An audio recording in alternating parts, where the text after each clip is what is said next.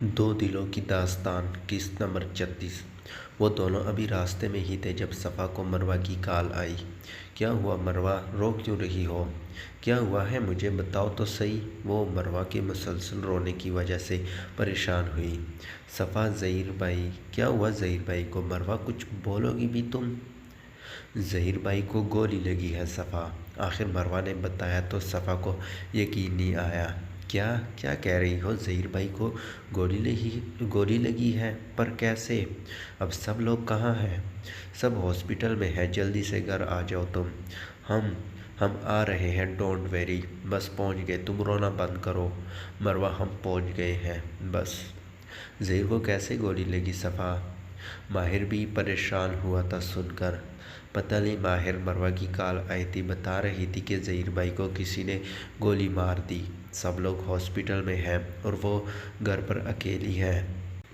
آپ جلدی چلیں، ایسی سچویشن میں وہ بہت گھبرا جاتی ہے۔ اوکے، ریلیکس، ابھی پہنچ جائیں گے، تم ٹینشن نہ لو۔ اور انشاءاللہ ظہیر کو بھی کچھ نہیں ہوگا، وہ ٹھیک ہو جائے گا انشاءاللہ۔ وہ گاڑی کی سپیڈ اور تیز کر گیا۔ سب لوگ ہاسپٹل کے کوریڈور میں پریشان حالت میں کھڑے تھے۔ صفیہ، لمس اور ایزل کا رو رو کر برا حال تھا۔ اگرچہ ظہیر نے کافی ہمت دکھائی تھی لیکن ہاسپٹل پہنچنے سے پہلے ہی وہ بے ہوش ہو گیا تھا، جس کی وجہ سے ڈاکٹرز ابھی کوئی بات نہیں بتا رہے تھے، اس کا ہوش میں رہنا ضروری تھا، لیکن وہ راستے میں ہی بے ہوش ہو گیا تھا۔ گھر والوں کو بھی آمین نے فون کر کے بتا دیا تھا۔ صبر کر صفیہ، دیکھنا ہمارے شیر کو کچھ نہیں ہوگا، یہ چھوٹی موٹی گولی ہمارے بیٹے کا کچھ نہیں بگاڑ سکتی، زہرا بیگم بہو کو تسلی دیتے بولی، جنہوں نے رو رو کر اپنا برا حال کر لیا تھا، جبکہ زہرا تو بس سکتے کی کیفیت میں بیٹھی تھی۔ خون کی ضرورت پڑنے پر مابیر نے خون دیا تھا۔ دوسری طرف ماہر صفا کو گھر چھوڑتے خود بھی ہاسپٹل کے لیے نکل آیا تھا۔ مابیر کو لگا کہ وہ خود ہی سارا کچھ ہینڈل کر لے گا، لیکن آمین نے سب کو بتا کر پریشان کر دیا تھا، اس لیے وہ کچھ نہیں کر پایا تھا۔ سب لوگ وہاں موجود تھے، صرف اس کی بیوٹی وہاں نہیں تھی، اس کی پریشانی الگ سے تھی۔ داجال کو ایک ضروری کام کا بول کر وہ ہاسپٹل سے نکل آیا تھا۔ غصہ تو بہت تھا اسے ظہیر پر، بتایا بھی تھا اسے کہ آر کے کتے کی طرح اس کی بو سونگھتا پھر رہا ہے، لیکن وہ ظہیر ہی کیا جو کسی بات کو سیریس لے لے۔ صفا نے بڑی مشکل سے اسے چپ کروایا تھا، ابھی اسے آرام کرنے کا کہتی اپنے روم میں گئی تھی، جب ایم کے مروہ کے روم میں آیا۔ کھڑکی کی آواز سن کر مروہ جو آنکھیں موندے لیٹی تھی فوراً اٹھ بیٹھی۔ مابیر کو دیکھ کر وہ بیڈ سے اترتی اس کے سینے سے جا لگی۔ آنسو پھر بہہ نکلے تھے۔ ایم کے، ظہیر بھائی کو گولی لگی ہے، ان کا کتنا خون بہا ہوگا نا؟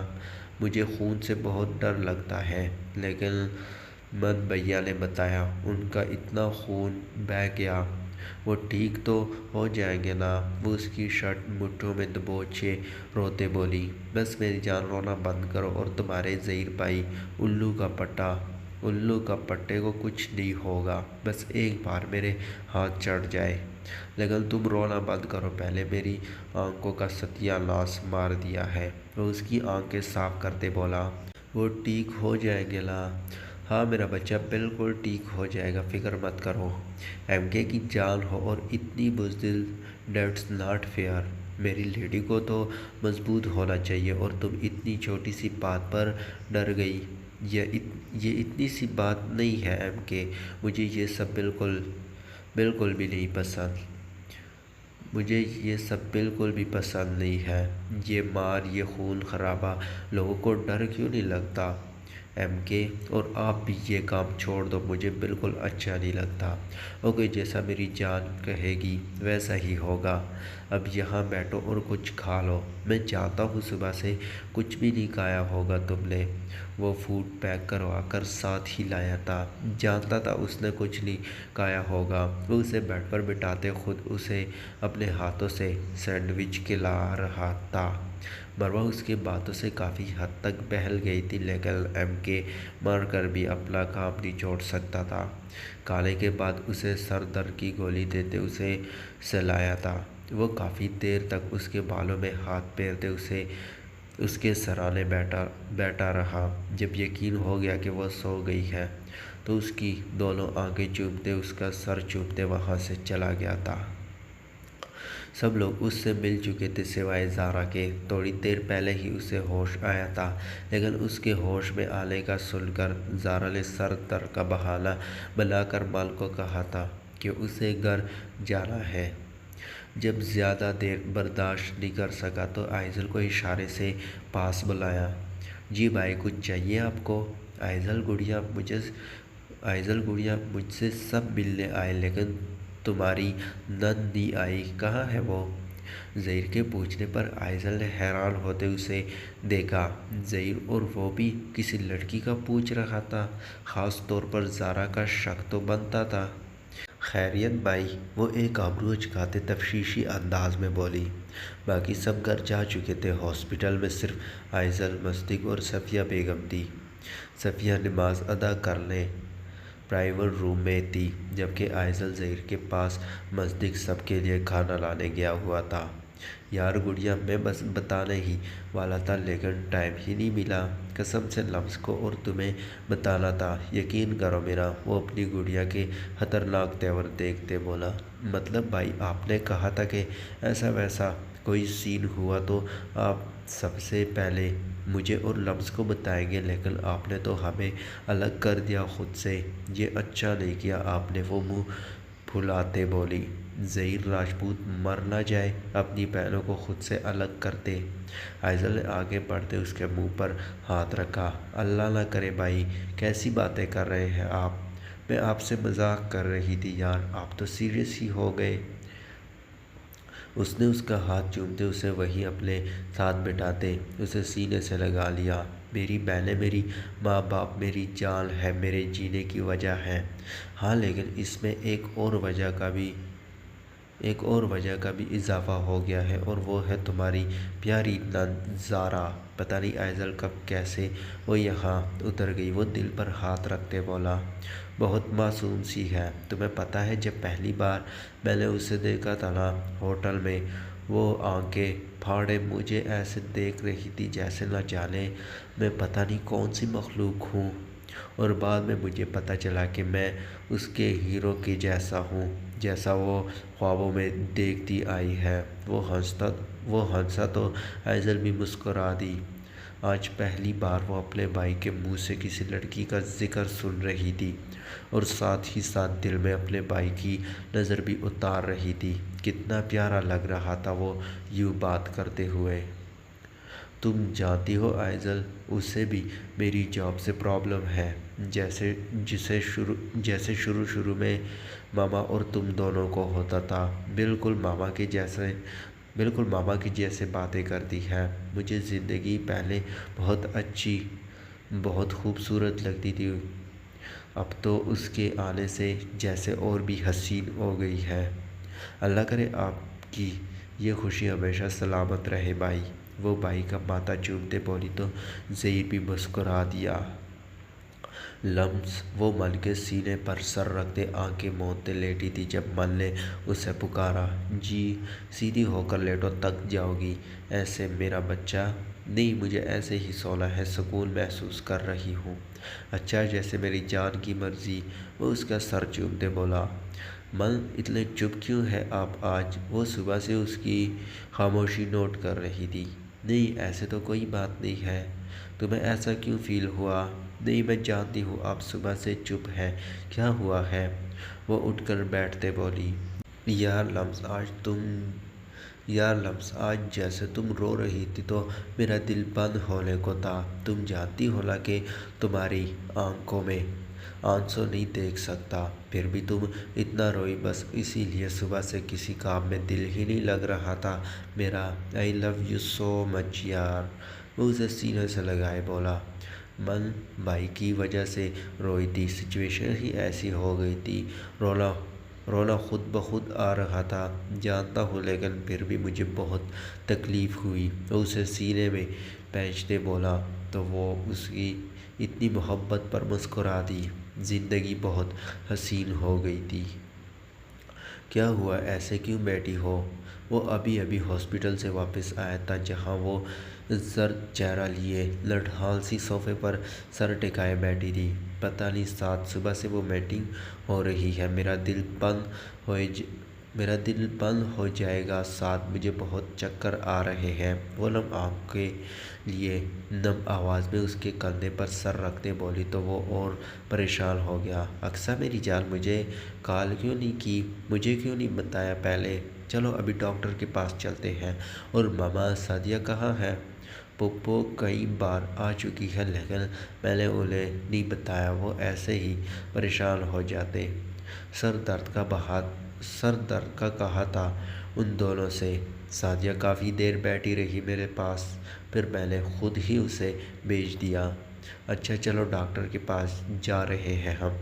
وہ اس کے بال سمیٹتے بولا، جو کیچر سے نکل کر چہرے پر جم رہے تھے۔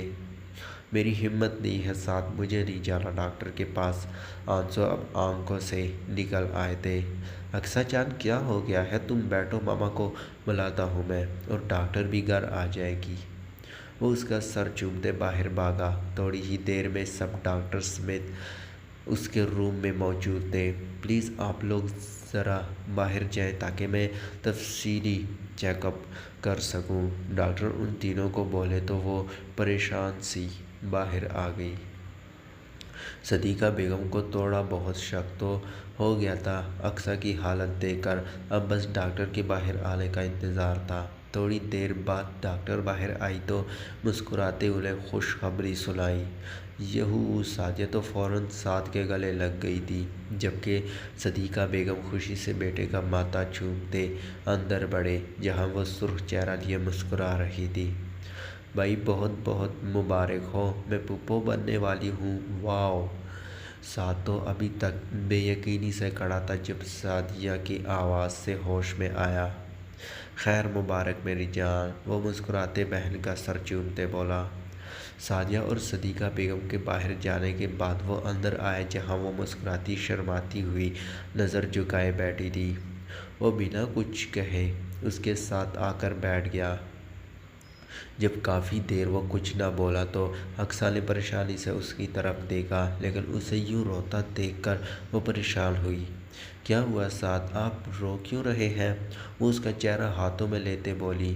اقصیٰ یار، اس سے بات ہی نہیں ہو رہی تھی، بس جھٹ سے آگے ہوتے اسے کس کر سینے سے لگایا تھا۔ کیا ہوا 7، آپ کو خوشی نہیں ہوئی کیا؟ وہ اس کے رونے کا کچھ اور مطلب نکالتے بولی۔ مجھے یقین نہیں آ رہا اقصیٰ، ہم ماما پاپا بننے والے ہیں، ہمارا بچہ آنے والا ہے یار۔ مجھے سمجھ نہیں آ رہا میں کیسے ری ایکٹ کروں۔ میں بہت بہت زیادہ خوش ہوں، یہ آنسو پتہ نہیں نکلے جا رہے ہیں خود ہی۔ اس احساس کو کیا نام دوں سمجھ نہیں آ رہا۔ 7 کی بات سن کر وہ ریلیکس ہوئی، ورنہ اسے لگ رہا تھا شاید 7 اس خبر سے خوش نہیں ہے۔ اس سے الگ ہوتے اس کا چہرہ اپنے ہاتھ سے صاف کیا۔ اللہ کا لاکھ لاکھ شکر ہے 7 کہ آج ہم ماں باپ بننے جا رہے ہیں۔ آپ کو پتہ ہے بڑی بدبخت ہوتی ہے وہ عورت جس کی اولاد نہیں ہوتی، اور ہمیں دیکھے 7 ہم ان خوش نصیبوں میں سے ہیں جنہیں اللہ اولاد جیسی نعمت عطا کرتا ہے۔ اللہ اسے لمبی اور صحت والی زندگی عطا کرے اور ہمیں بھی اس کی خوشیاں دیکھنے نصیب کرے، آمین۔ وہ مسکراتے اس کا ماتھا چومتے پھر سے سینے سے لگا گیا۔ وہ ڈسچارج ہو کر گھر آ گیا تھا، سب لوگ اس کی دیکھ بھال میں لگے ہوئے تھے، سب لوگ اس کے روم میں موجود تھے، مابیر کے ساتھ ماہر بھی موجود تھا۔ مابیر کے اشارے کرنے پر وہ اٹھ کر داجان کے پاس آیا اور ان کے پاس نیچے بیٹھ گیا۔ داجان، مجھے آپ سب لوگوں سے کچھ کہنا تھا، ایکچولی مجھے آپ سب سے معافی مانگنی تھی۔ داجان: طاہر انکل، میں جانتا ہوں آپ لوگوں کو اس دن کی وجہ سے بہت شرمندگی اٹھانی پڑی، لوگوں کی باتیں برداشت کرنی پڑی، لیکن میرے پاس کوئی اور آپشن نہیں تھا۔ معصوم بچوں کی زندگیوں کا سوال تھا۔